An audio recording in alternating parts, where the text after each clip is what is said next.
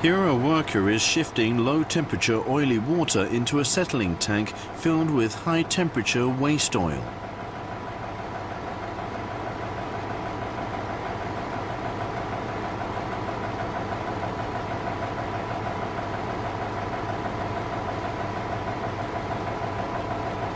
The gauge seems to be malfunctioning. It has stopped moving. The operator is going to inspect the float.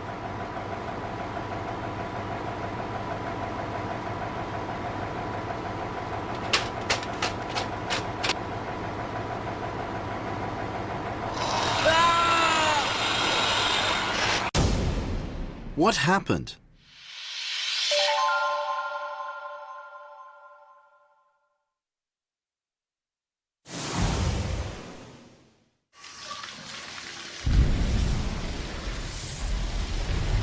When high-temperature waste oil of around 120 degrees Celsius is in the waste oil settling tank, pouring low-temperature oily water into the tank will cause the water content to suddenly and explosively come to a boil.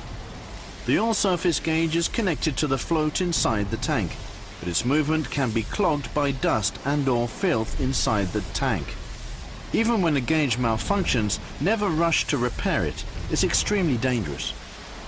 You should know that the tank interior is filled with high-temperature, high-pressure steam, an explosive situation.